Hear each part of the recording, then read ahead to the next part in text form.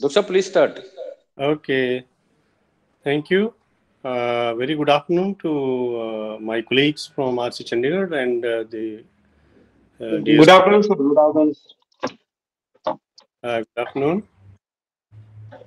Uh, so it's a great moment to begin the discussions.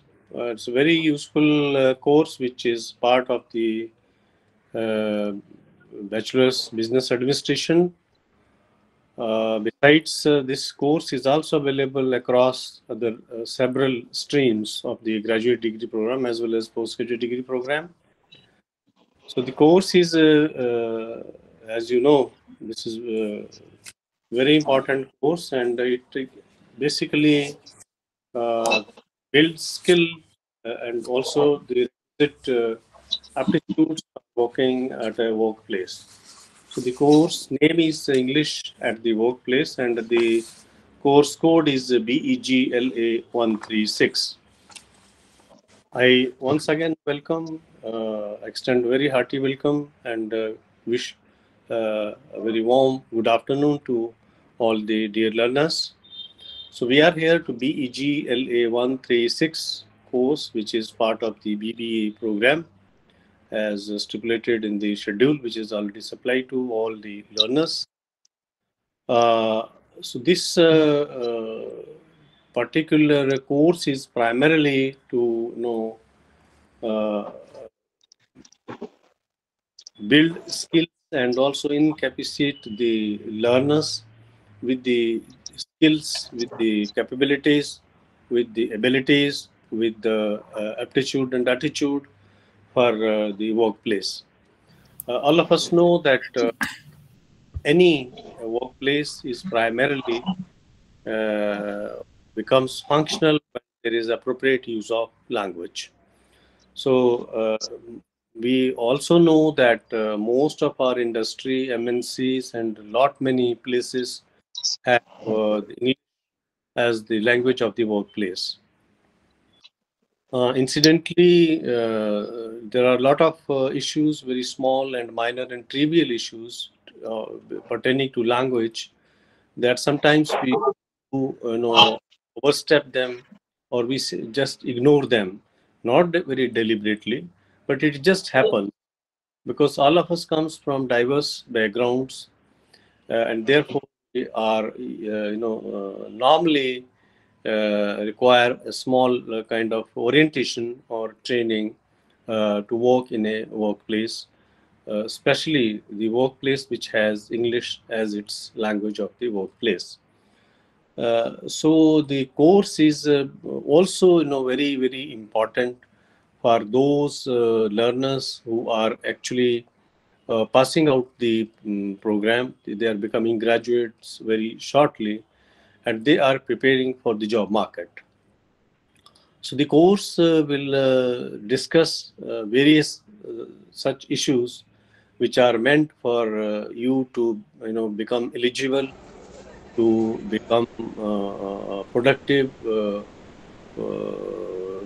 participants in the, whether it is industry, it is corporation, it is any other organization that deals with the development, that deals with the progress, that deals with the production, uh, and essentially it has a role in the economy of the nation. So, dear learners, as you know that the title itself is quite suggestive, that English at the workplace. So, this denotes that what type of English we should use at the workplace. So, workplace doesn't mean actually, you start working at the workplace a little while, but prior to that, you are basically a graduate and you are preparing, you are getting ready or readying yourself for the workplace. So, what should be your dint of mind, your thinking process, your aptitude, your behavior? All these are very important to become a productive, member of the at the workplace. So that is how the course has been decided. Sometimes, or rather, all of us at certain point of time when we come to an organized sector. That means when we try to enter into a place which we usually call workplace, then we suddenly realize, oh, I do not know how to write an application. Sometimes we do not know, but before that, particularly in the current scenario when there are a lot of scarcity of the jobs, the opportunities to work, we have to be prepared in such a way that we should immediately fulfill the requirements of the workplace, and as and when we face an interview, we should be ready to exhibit those skills, those linguistic capabilities, those comprehensive or comprehension abilities, that we understand what is workplace, what are the various requirements of the workplace, how do people behave at the workplace, what type of language is used at the workplace, and so forth.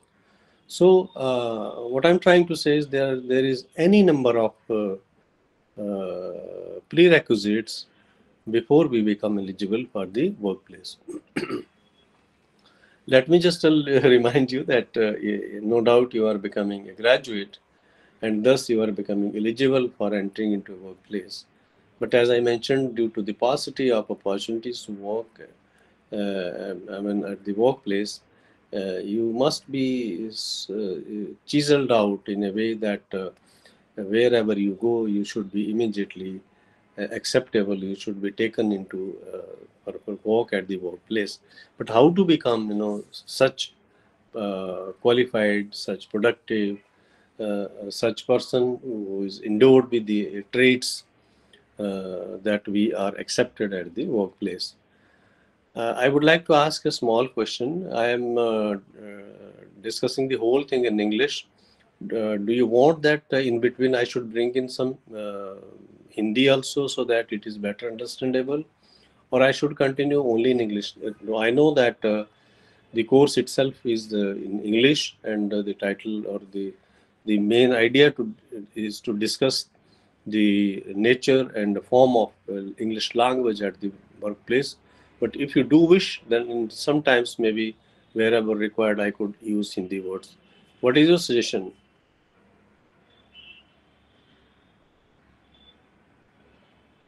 Students, English do is you have it in English. in English? Yes, sir. Yeah, you can keep continuing in English. Yes, sir. Okay, okay, okay, okay. Hindi बोल दो. Okay, we can continue. There's no issue. I just thought that if someone wants that at a certain point, so then maybe you can raise your hand, and I could, put it in through the Hindi language also. No issue. Well, so dear learners, perhaps you might have noted, or if some of you are already working, then you might have experienced that before coming to entering into a workplace, there's a lot for any graduate to understand. He has to be in the right frame of mind. He should be able to comprehend the situation. He should, or she must be able to write a small letter, small business letter, a small email, and all sorts of prerequisites are there. Why I'm saying it? Because no doubt that all of you are using the multimedia, you are using the email, electronic mail, you are using all sorts of other gadgets also. So you know a lot more to how to operate them. But when we come to a workplace, there's a difference between the common space and the workplace. This is not discussed in the course, but I thought I should put up a background, and within that background, we will root our blocks, the points of discussion which are already provided to you through your study material. But it is very important that we understand why all this is needed. You know that there are different types of spaces. There's a personal space, there is a common space, there is a social space, there is a workplace space. And there are different shades of language that we use: common language, literary language, functional language, and language of the workplace. Why all this difference is there? So, you know, if it is a personal space, then we use a language which is less vocative, more communicative. You know, when we are sitting with our parents, with our children, with our spouse, we don't use the same format of language as we use in the common space. Common space means you are sitting in a drawing room, then our language changes. Little while after you go to a market and then you speak to your shopkeeper or you buy something, then your format of the language changes. Similarly, when you go to pay a electricity bill or maybe you are visiting an office for passport, your tone changes. But sometimes you might have noted that the language that you use and the language that is used by the people, by the person who is working at an organized space, means in the some department, some business organization or some agency, his language is quite different. What is the difference? The difference is that when we use language at a personal space, common space, then we use the common format of language. But when come to an organization, to a workplace, then we use the formal type of language. So as I mentioned to you, in a personal space or in a family space, we use language where our grammar hardly matters. What matters is how do we communicate ourselves. In many situations, we do not even use words. We just put gestures and postures. But you might have seen that when you go to pay an electricity bill, then you have to say, yes, this is my bill, this is for this particular month, and I want to pay the bill. Because if you don't do that, if you keep on standing and simply insert the bill, then the other person might not do anything. And a little while you ask, sir, my bill is there. And then he said, but you must tell me that I should take the payment of this bill. So what I'm trying to say that when you go to a formal space or a workspace, you have to specify each and every action. That is one. As I mentioned to you that in a personal space, like you are speaking to your younger brother, then you can shout, you can use harsh language, you can order, and like that. But it doesn't happen in the workspace. When you go there, you have to use a highly respectful language. You have to specify your purpose, and then whatever you say, it must have some meaning. It cannot be an absurd language or something that you just simply like to communicate through gestures and postures. It doesn't happen. So that is one thing. Another thing is that when you are ready for working into the workplace, I mean, to work or in a workplace, then there are a lot many steps before that. Simply passing out the examination, becoming graduate, of course, it makes you eligible for entry, but actual entry is quite difficult. Due to the paucity or scarcity of the opportunities, you have to do a lot of hard work. That means you should see the advertisements, then you apply, then that is a whole sort of different process. You have to fill in the forms. Lot of forms are to be filled in, lot of details are to be provided, and then you might have to write a small CV, you might have to write a small recommendation letter. All sorts of formalities are there. How does one do them? It doesn't, I mean, you are not expected automatically that since you have studied the BBA or you are qualified as a business graduate, you know that. No, it doesn't, it is not part of that overall scheme, but some hints are also given to you so that when you are becoming eligible for entry into a workplace, you should know how to write a proper letter. And what is a letter? I mean, letter you write to letter to your friend.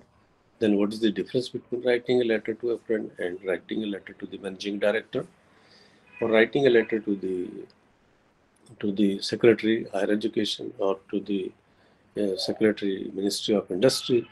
What is the difference between these different correspondences? Similarly, if you may ask me a question that, oh no sir, we don't write a letter, we write an email. Oh, okay, fine, you write an email. But what happens with the email? Emails you write to your friend are quite different, Those are highly informal type of communication. Yes? Someone would like to say something?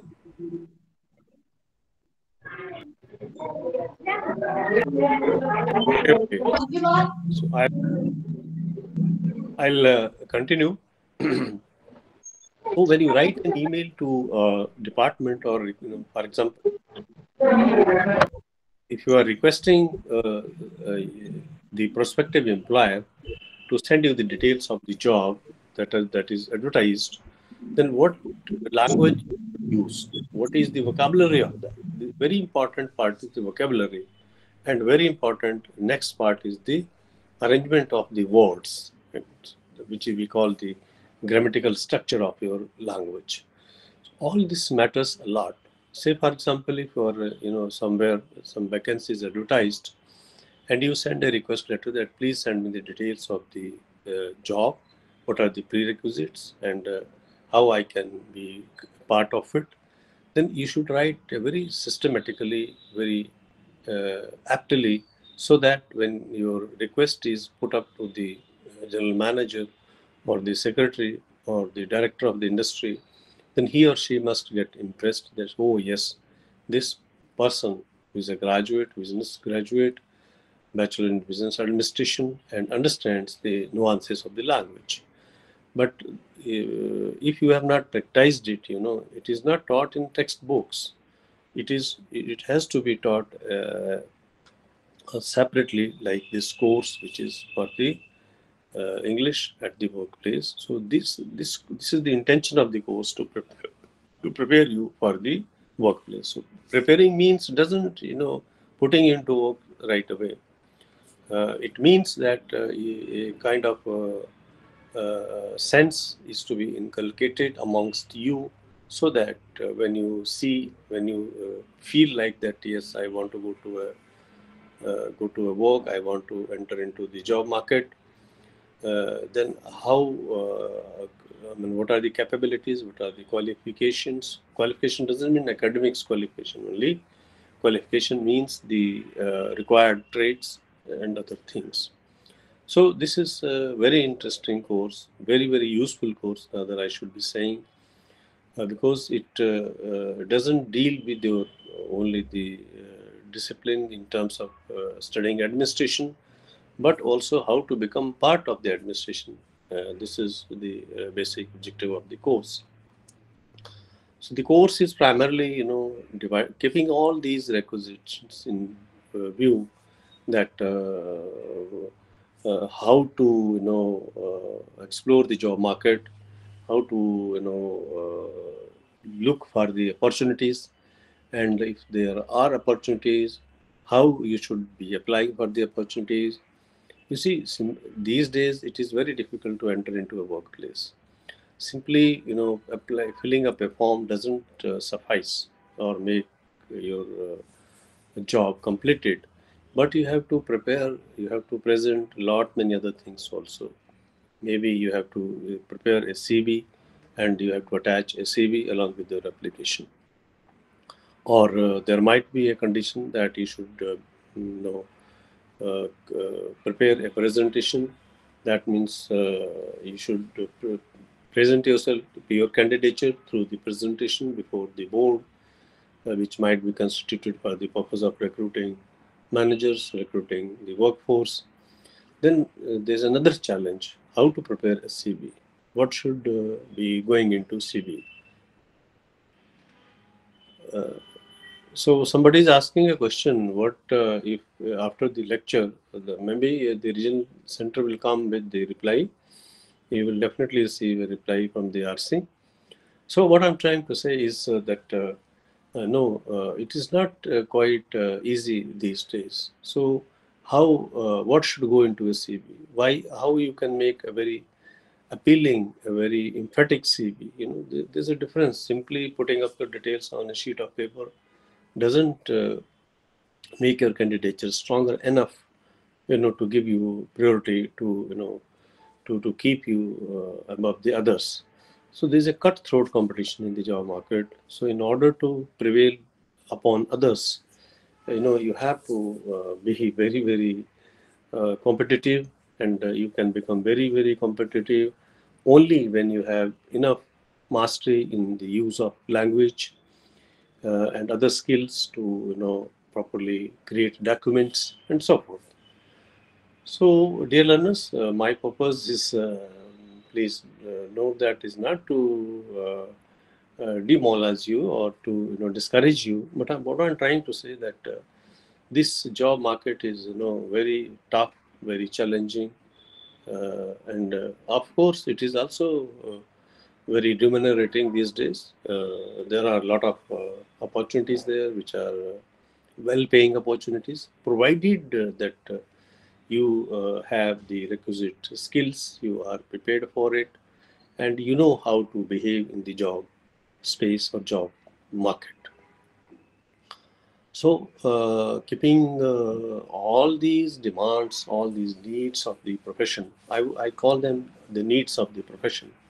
Indira Gandhi National Open University has designed a course which is BEGLA 136, which the title of the course is English at the Workplace. As I mentioned to you, we will discuss. You see that my discussion might have given you some idea.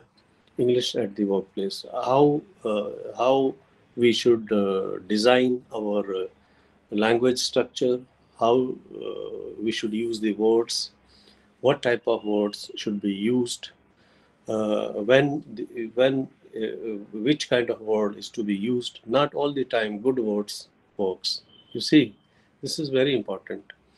You must understand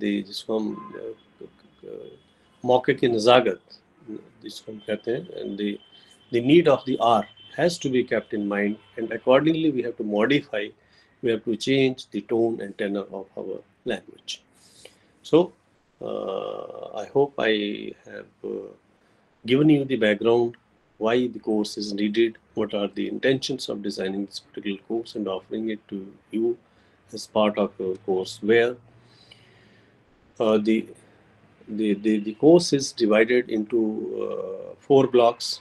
That means it has 4 major areas, and within the gamut of these 4 major areas, there are units which deals with the sub-heads or sub-themes.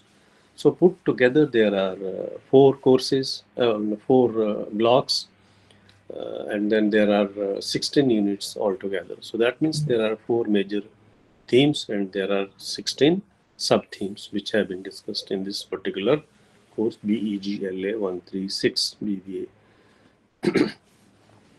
One thing I must share with you that because you have studied other courses also, so you might have seen that our study material is presented in a particular typical type of structure, where we have the objectives, we have the introduction, we have the main themes, we have sub-themes, we have second main themes, we have then sub-themes and so forth. And then we have conclusion, or let us sum up, and then we have suggested reading, then we have exercises, we have model answers, we have suggested readings, etc.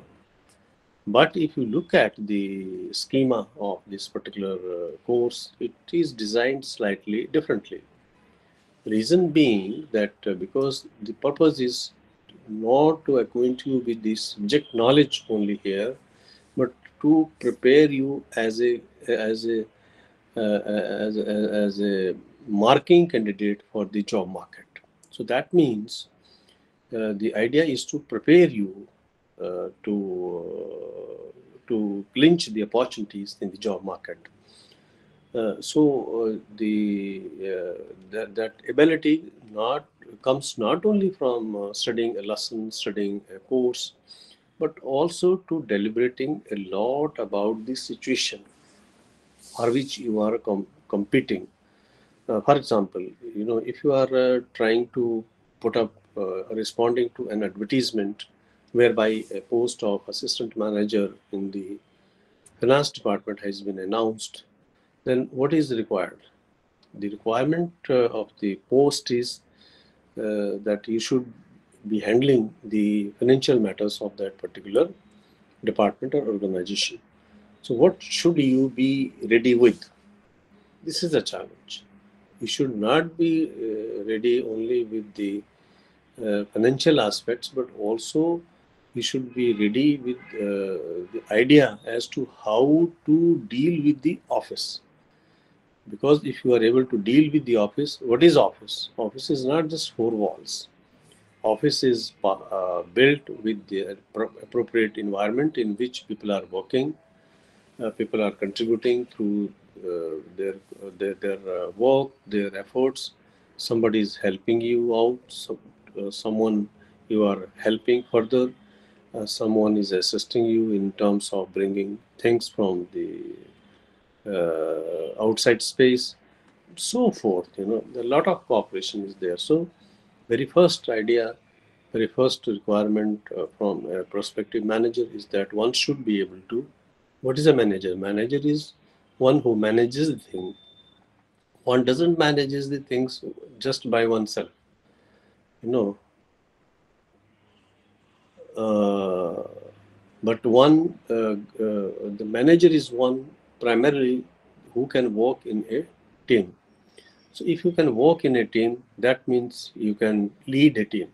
So you must have the leadership quality. So there are a lot many other qualities which are needed. So let us revert back to the original discussion. That is the course which is English at the workplace is divided into four blocks.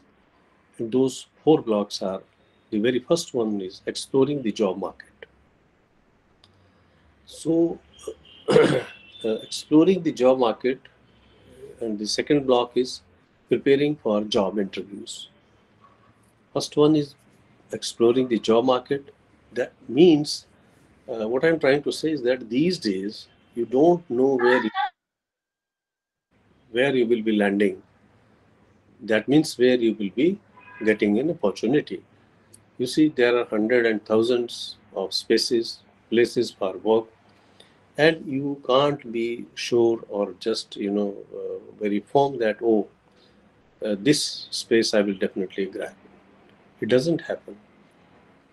You might be, you might get it, then you are very, very lucky, but usually it doesn't happen. So one has to try, one has to try, one has to try. Keep on trying, and if you continue trying, you will end with success at some or the other place. But one thing is very certain that you never know where you will end up, except a very few people, few persons who are so motivated that they manage to get their desired space. So that is how you must be equipped with certain set of skills which are required almost at all workplaces. So if those kinds of skills, capabilities, eligibilities you possess, there are definitely chances that you will grab, if not this particular assignment or the job, maybe another one, definitely. So the very first one is exploring the job market. You must, look for the various opportunities, various employments, scope that are available in the market. So that means these days, jobs are not that you simply enter into a particular space and you get a job. So it is becoming a market. Market means there's a huge space and there are any number of jobs, any number of opportunities, different types of jobs, maybe supervisor, maybe assistant manager, maybe manager, maybe sales officer, maybe sales manager, maybe assistant sales manager, maybe representative. All these are different types of jobs that are available in the job market. That is how it is very important that you know how to explore the job market. So jobs, it's a kind of open space where there are different types of opportunities, different types of avenues for you to enter. So there is no uniformity. So that means you should be able to, vie up, or you should be able to compete for any kind of job which is commensurating with your qualification, and also, of course, your preference for work. Definitely, I do agree with that. But the problem is that your interest, your preferences, your aspirations, your wishes sometimes have to be compromised with the requirement of the workplace. One, the so exploring the job market is not simply because you cannot visit each and every space. So if you can't visit each and every space, how do you know about the jobs or the opportunities? You see, this is a very big challenge. So what you do is that you look for the advertisements. These days, there are different types of scenario in the job market. In the olden days, there used to be jobs publicized in the newspapers, and almost all the newspapers used to bring about the supplements for the jobs. So there are classified jobs, there are different types of jobs, and sometimes couple of pages used to be dedicated for the advertisements for the jobs. But these days, there are different types of jobs. So these various websites are there. All the leading multinationals, other manufacturing companies, production houses, government sector, and other organizations are only advertising their jobs on their uh, websites. So you must be, aware about the websites, about the advertisement platforms that those organizations in which you have interest are actually adopting. So that is why it is said here that you should be able to explore the job market. Primarily, I'm referring or giving you a hint that you should be able to catch up with the advertisements. So catching up with the advertisements means you should know, you should read, you should find out the appropriate advertisements at the websites of the relevant companies in which you have interest. Companies, I do not mean private companies only. I mean any organization, any government department, any private sector, or any other organization that can help you out with the opportunities to work with them. That comes under the company or the organization. So they may have their different types of websites. Not all the website companies uses or the organization uses the same type of websites. There are certain recruitment agencies, there are placement agencies. So you should look for the advertisements through all these different organizations.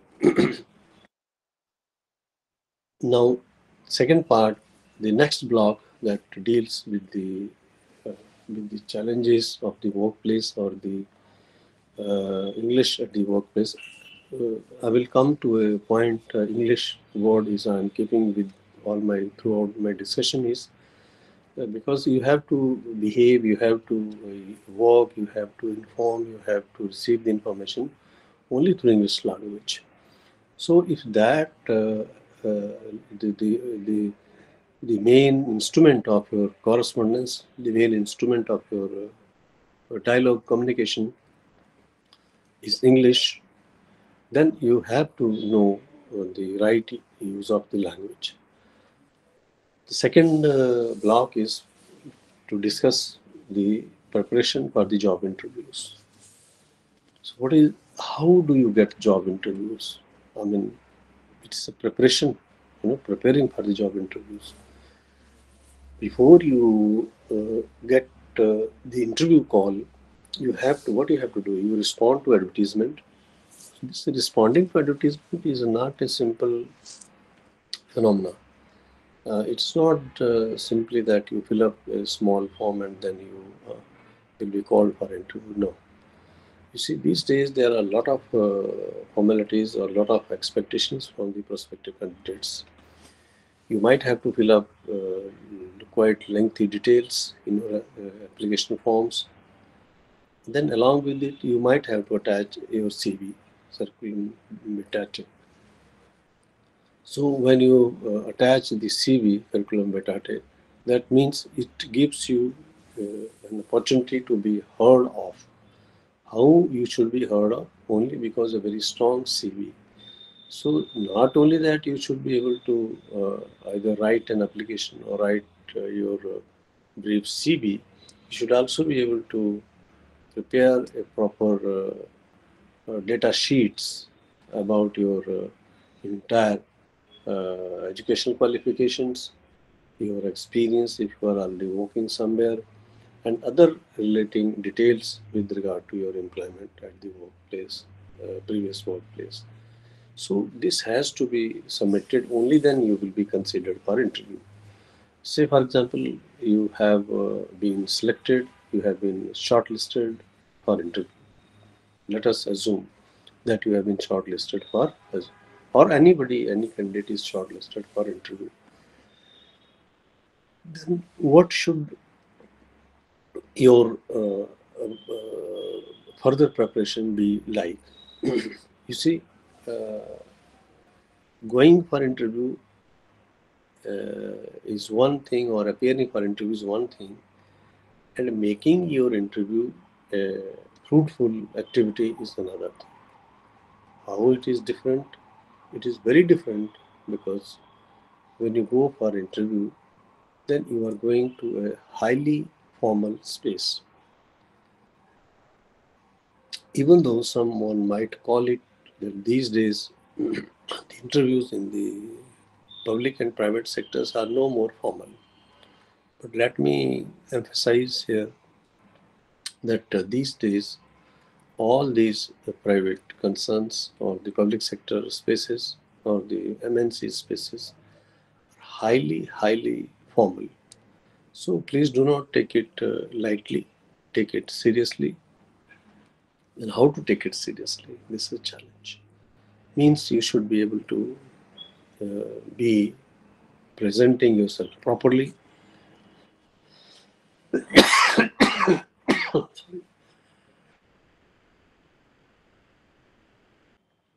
How do you present yourself properly? That means when you enter into the interview board or the hall, then you must properly seek the permission to enter into the hall. So there's a very popular set of language. You cannot violate that. You cannot simply say, hey, I'm coming to discuss something like it. Their right use of words has to be there. You must seek permission, and then you should be expecting or waiting for you to be asked to be seated. And then you may be asked to present your CV, brief CV. So what is CV? What is brief CV? We will discuss later on. But these are part of the preparation for interview. So what I'm trying to say is that in interview, there is a not only the language which is expressed through words, but there is a language which is expressed by the body. How do you react? How do you sit?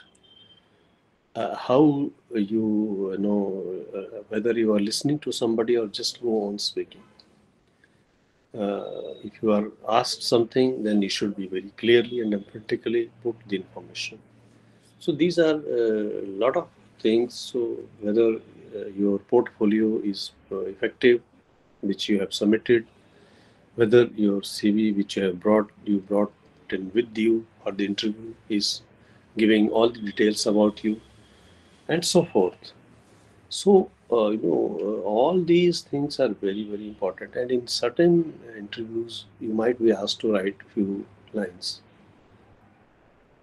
I see that a lot of our students are actually writing their queries only. Instead of focusing on the discussion, they are just writing so much My request is, please either you put in some query or maybe you discuss all these matters because it is quite distracting, writing very different messages and so forth. So what I'm trying to say is that the block 2 deals with the preparing for job interviews. So how to prepare for the job interviews? You must learn about the etiquettes, the behavior that is to be exhibited in the interview hall, and then you should be able to answer and interact with the confidence, with the good replies. But that happens only when you have prepared for it. So as a passing graduate, I think you should also be learning all these traits of person who is going to face an interview. Uh, Very importantly, while attending an interview, it is very important that you give a right kind of response, eye contact, your speech clarity, your voice emphasis, and so forth. But at the same time, not everybody is equipped with every field's knowledge. Therefore, there is no harm in apologizing. Apologize. Sorry, sir, but I'm not aware of this particular issue. If there is a scope, you can even ask, sir, kindly, I will be grateful if you would enlighten me on this particular point, which I do not understand or I wasn't aware of. You see, there are people on the other side of the table. So they will not mind your asking some information as long as you are courteous and you are apologetic and you are submissive. So, preparing for the job interviews means that you know the the pattern of behavior in the interview hall.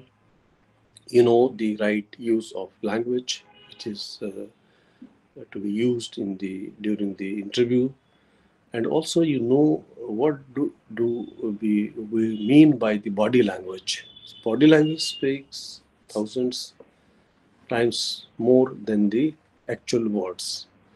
If you are if you are simply frowning, if you are simply not happy, and the person sitting across the table understands that you are not interested, you are not positive about the proceedings, then he or she will lose interest in you, and obviously one would not be taken.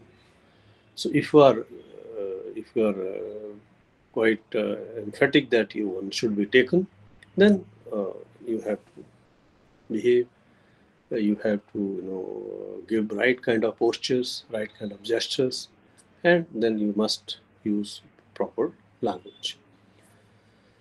Dear learners, this was the second block, which I will discuss these blocks because each block will have 4 units.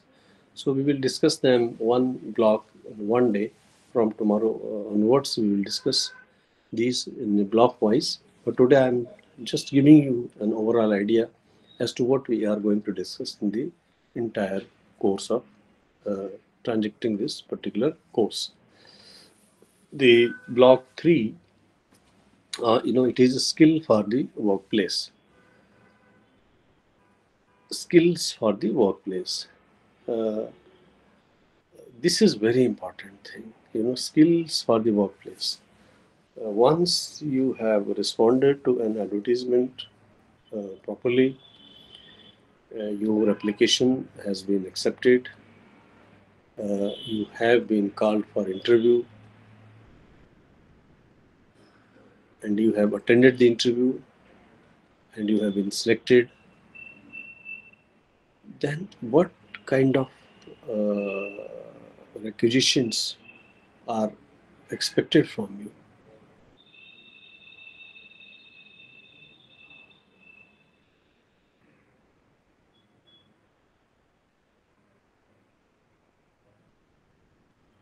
I find certain statements which our learners are making. I do not understand what do they mean by these.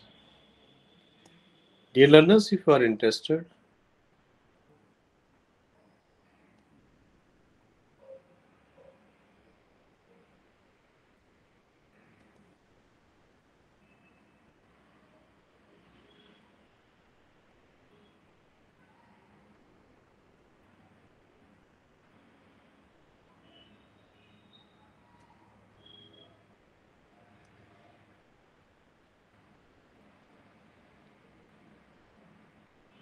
some learners are putting very different kind of statements which are not in good sense. So please ask if you want to ask any questions. You can raise your hand and ask a question.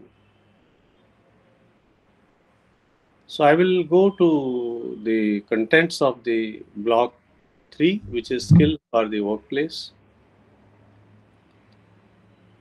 That is part 1 of the skills for the workplace. Yes.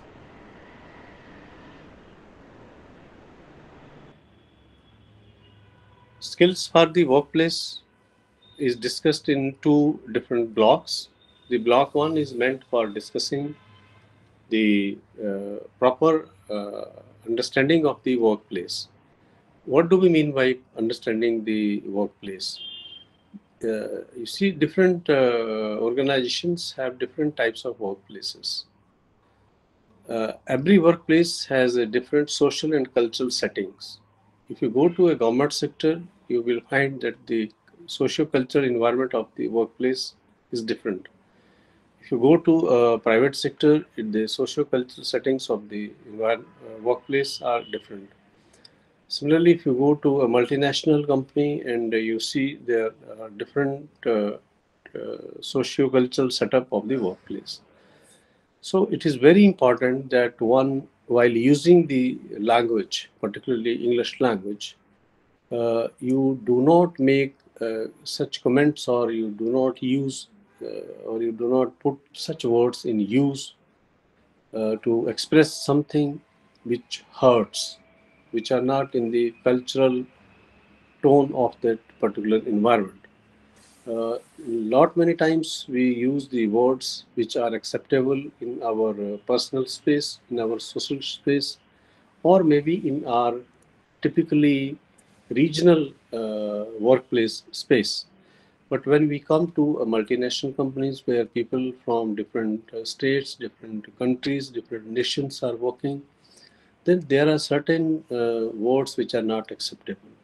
So one has to be very, very careful while using such words. So if we are not aware of the cultural settings of the workplace, sometimes it can become a problem.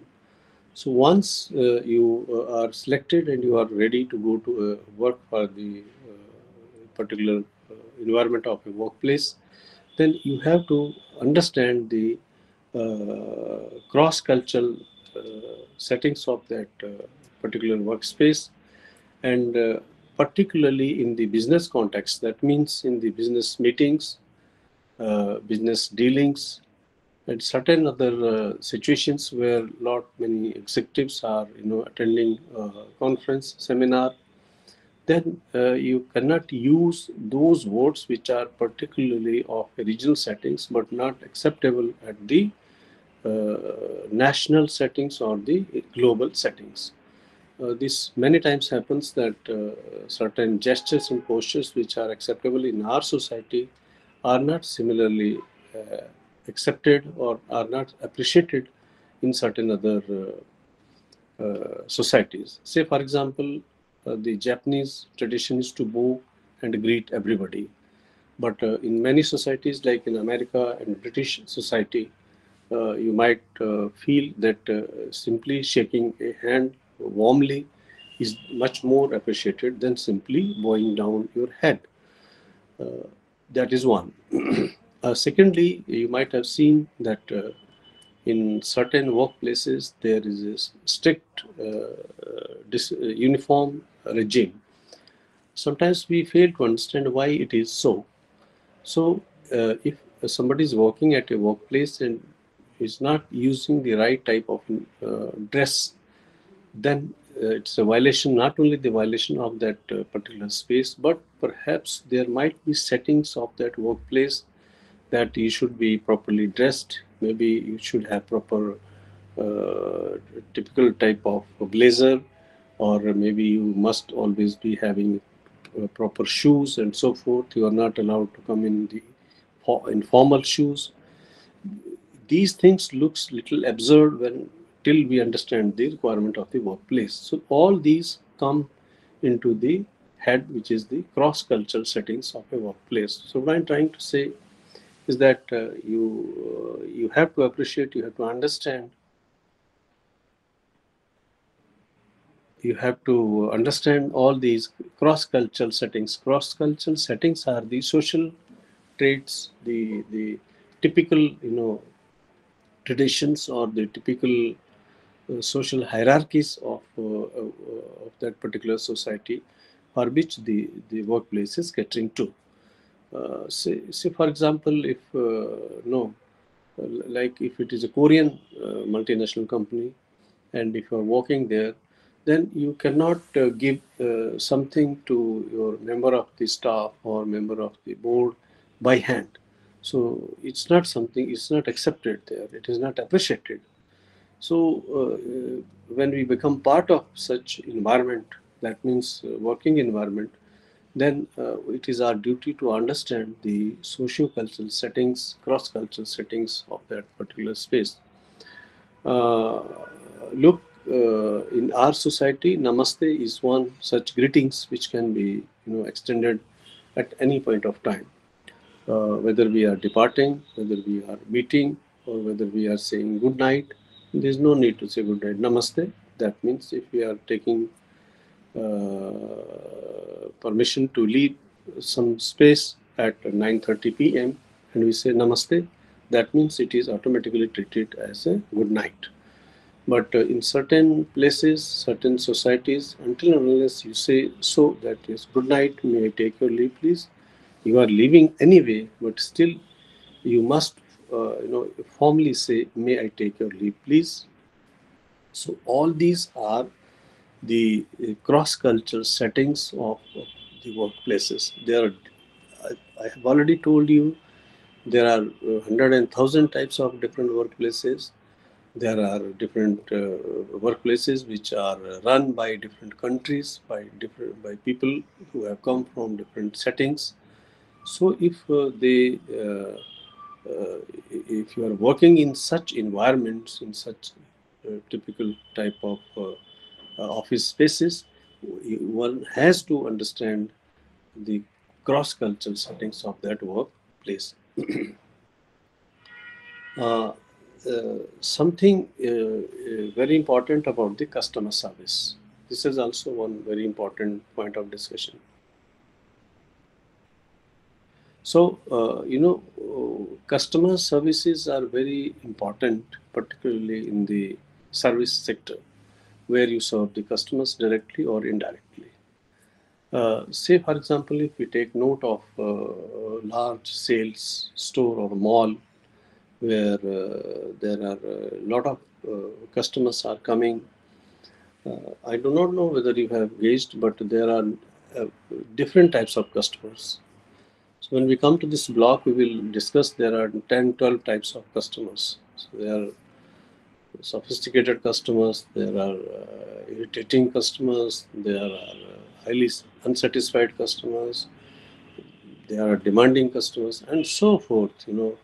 There are, any different type of customers are there. Yes, Anju has raised her hand. She wants to ask some question. Yes, Anju. Sir, can you tell us a page number? This is block number 3. Okay. And just so if you go to block 3, Okay, sir. then you will find out the discussion. Actually, you see, I am not going to block-wise discussion today. I am just giving an overall idea of the blocks. Overall brief. So we will discuss the blocks itself threadbare from tomorrow onwards. Okay. Okay, sir. Okay. So today I'm just sensitizing you into what kind of discussions we will be, undertaking during the next 4 or 5 days when we discuss it block wise. So I'm just giving an idea so that you are ready that what we are going to discuss. Okay, sir. Thank you. So as I was, Subhash is also asking a question. Yes, Subhash.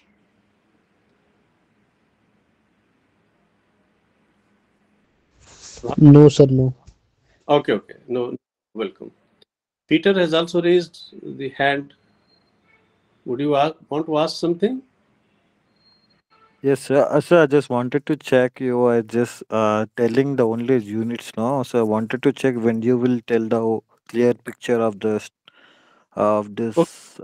Tomorrow we will discuss the exploring the job market and other issues that are associated with it.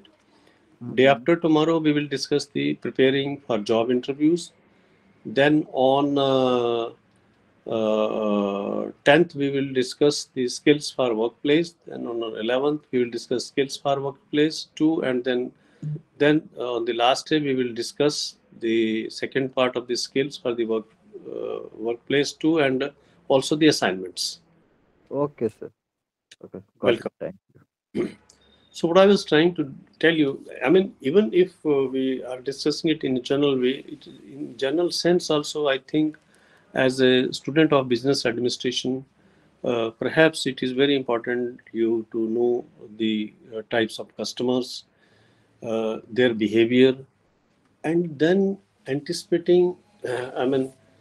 Learning when you learn about the trade, the characteristics of the customers, what various types of customers are, it is very important that you are ready to counter the situation which might be created or which might get created by their behavior. Sometimes, you are, say, for example, you are working as a store manager and you have displayed certain items but which are not available in your stock right now. As a advanced publicity, you have put up them for this showcasing, but some customers are so insisting that since you display this particular product, you give me this like this. So there is a undue demand or insisting about certain types of services. Certain issues are created. Certain people come to store not to buy something, but you see, they are very highly argumentative, highly offensive. So, as a business associate or as a business administrator, it is part of your job not to offend that customers back, but to try to address the situation. So, this is a challenge. So, in that sense, I would like to inform you that the block 3 will be very, very important. Today is the 8th, 9th, and 10th. On 10th, we will discuss it, and on 11th, also, we will discuss some parts of it. So it is very important, and I know it is highly challenging because there are certain limitations of the organizations. I mean, I gave you an example of a store just randomly, but there might be a situation where you are working for the airlines, for example, and suddenly there is a your aircraft is delayed. How to deal with the situation? There are a lot of irritating passengers. They might be right in their own stride, but you are also not able to help them out immediately. So we will discuss how you can handle, what type of strategies are required for that kind of situation, and so forth. So I was discussing all these points because these are the expected behaviors from the person who works in a workplace. There might be unwanted situation, unsavory situation, very violent situation. But problem is that since you are part of the workforce of that workplace, you cannot counter, you cannot retort in the same tone and tenor as the customers are doing. Customers, I mean, not only buying the uh, product, but maybe they are buying the product, say for example, the airline service. So it is also treated as a product. So this we will discuss. Uh, when we come to the discussion for skills for the workplace, that is workplace 1. The block 4 is skills for workplace 2, because there are a lot of skills are required. So the particular chapter has been divided into 2 sections. So in one, as I mentioned to you, understanding cross-cultural interactions in business contexts. So I told you that there are board meetings, there are conferences, there are seminars, there are symposia, there are review meetings, there are planning board meetings, and a lot of different types of meetings are happening in the organizations. And during those meetings, those communications, those transactions, how do you behave? What type of language do you use? So I gave you certain examples that in certain countries there are different sets of greetings, whereas in other countries there are different sets of greetings. There are certain other types of behavior. Entertaining people is in a different manner in certain countries. So all these are the traits which one must learn while working in a particular workspace. Yes, Tanveer? Yes, Tanveer has raised the hand. Would you like to ask something? Tanveer? No, sir. Okay, welcome. So I will go before I conclude the discussion, because today I have to hurry up for some meeting. So we will discuss the skills for the workplace 2. So workplace 2 is an extension of the block 3, which is skills for the workplace 1, where we discussed the cross-cultural understanding during the interaction business meetings and contexts, and also learning about the customers and their behavior of different customer services. And also one thing which I missed out in this unit, which we will be discussing, is the importance of the work ethics. Work ethics, it is very important. Work ethics there are several types of ethics: moral, obligatory, then courtesies, and so forth. So how are we? Because sometimes we know that nobody is looking at us, nobody is watching us. So how loyal we are to the service industry? That means to our organization as well as to the industry as a whole. Say, for example, I am giving you an example. Say, somebody is a tourist guide.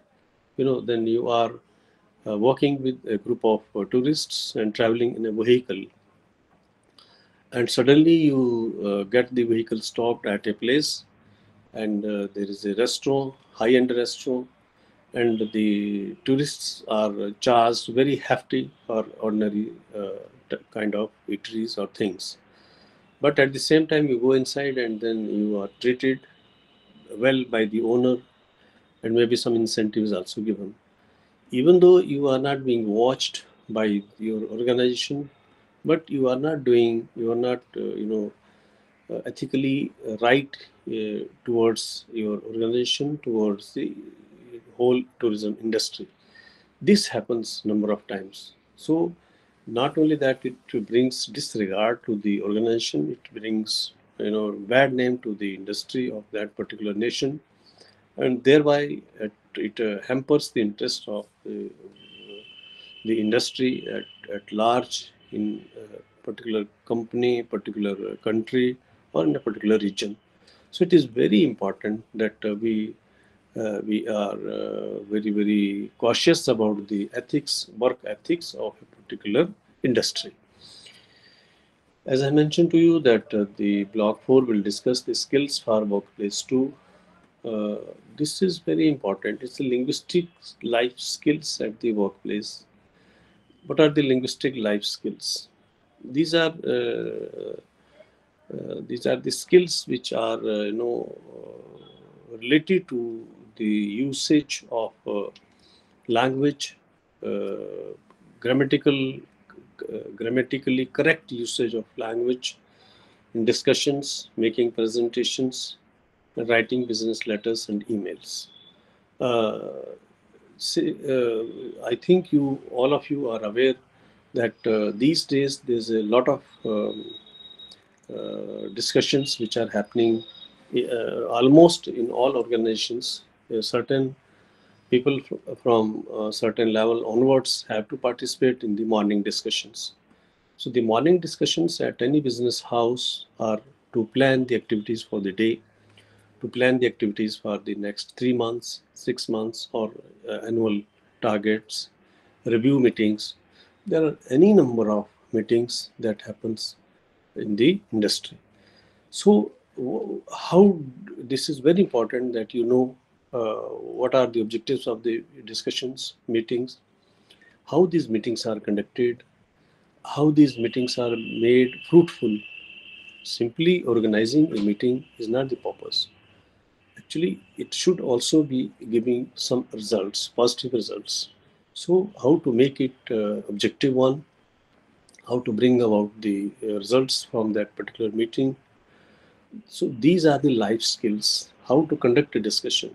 It's not something that people sit and start talking. No. Somebody who is designated as a coordinator,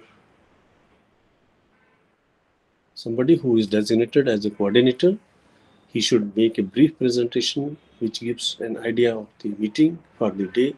Then he should present a theme for that, and then he or she must invite the suggestions from the members.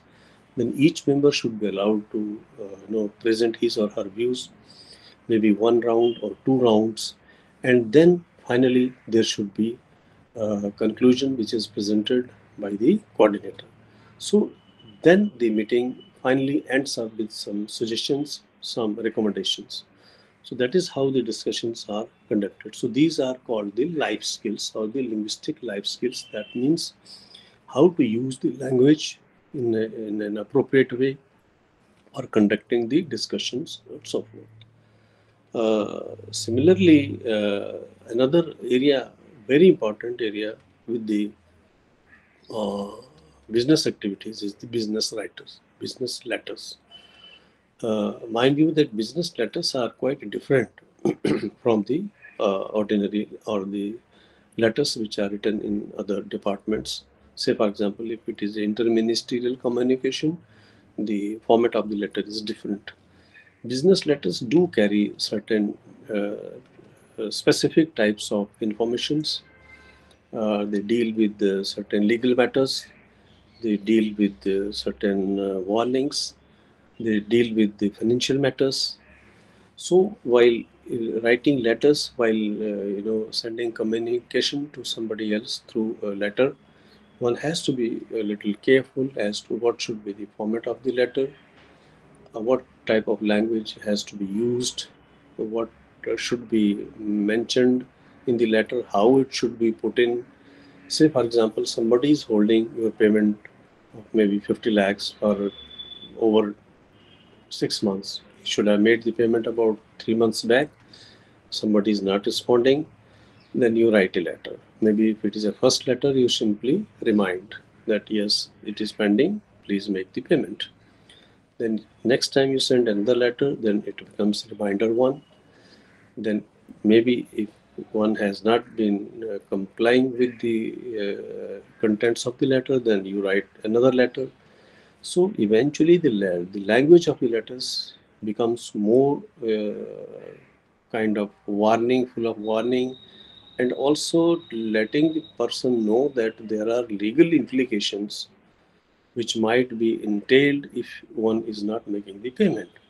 So you have to accordingly change the language, tone of the letter, and also there has to be appropriate use of letter words to sound that your letter is not a simple warning. It is an exceptional warning. It is a serious warning. So you do not physically warn that person. Your warning comes through your words. How to design and use that kind of language. So this is called the linguistics life skills at the workplace, particularly for the business letters. I mentioned to you initially that even though there are a lot of emails and other media chatting is happening these days, but once we enter into a formal or the workplace, the tone and tenor, the format of our correspondence, even through email changes. We have to keep in mind that all the correspondence that is happening through emails is legally tenable and it has legal standing. So we have to be very careful while writing emails, who we are writing, what we are writing, what set of words we use. It has to be very, very carefully chosen. One. The second point is that when we write emails to our friends, we use a lot of abbreviations.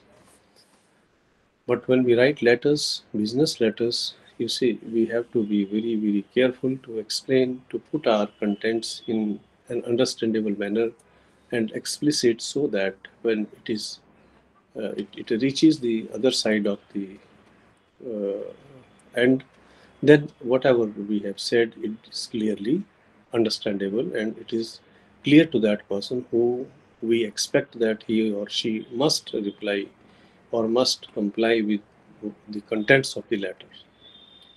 Yes, Muzahid, you have raised your hand. Muzahid?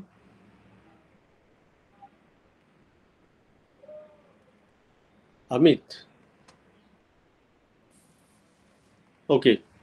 So, dear learners, this was the first day of our 6 days interaction on the BEGLA. So today I thought we will just sensitize ourselves with what the course is, what is the purpose of the course, and what will be the points of discussions during the next 4 5 days, and what is the structure of the course. So all these things I feel that we have done for the day. And also, I'm lined up with small other activity right away. So, RC Chandigarh, I will take leave right now. So, tomorrow we will begin with the block one, which is exploring the job market. And this block will discuss in detail the skills required for the preparation. How do we, prepare for the job market, how do we explore the job market, and once we have found out that yes, there are certain types of jobs are available, how do we profile ourselves. Profiling oneself for the job is a very important factor, because simply finding a job is not deal done. We have to profile means we have to sort of look ourselves as to whether I am fit for this job or not. So, how do we profile ourselves? How do we present? How do we make our profile? So, part of profiling yourself is to prepare a proper or appropriate CV. And once you have done that, then you submit or you respond to the different types of advertisements, and then you keep on waiting for this, or maybe sometimes you might have to re-apply for the particular job. You have to request, you have to put in certain other papers. Sometimes your application is not complete. All sorts of minor things are there to be discussed as to how to profile yourself for the job as a part of exploration of the job market. So, dear learners, thank you very much. I would expect that you will be a lot more interactive tomorrow. You come up with your questions. Perhaps if you are already aware of the block one and its 4 units, then that will be more appreciable, because then our discussion will be more focused and pointed if you come with your questions ready.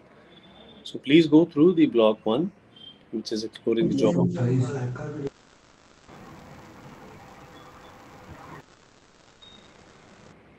Yeah. So if there is any change that you want in the discussion format, no issue. Please, I am very straightforward. If you have an issue with discussion, change the format, you request, and we will accordingly go the way you find convenient, and also so that our discussion becomes more objective and fruitful. Thank you very much, and have a good day. Meet you tomorrow. Thank you, sir. Thank you, sir. Thank you so much, sir. Thank you, sir. Thank you, sir. Welcome. Thank you, sir. Thank you. Thank you, sir. I am winding up little. Tomorrow same timing, sir. Okay. Yeah. Thank you. Thank you, sir. Thank you, sir. Okay. Well.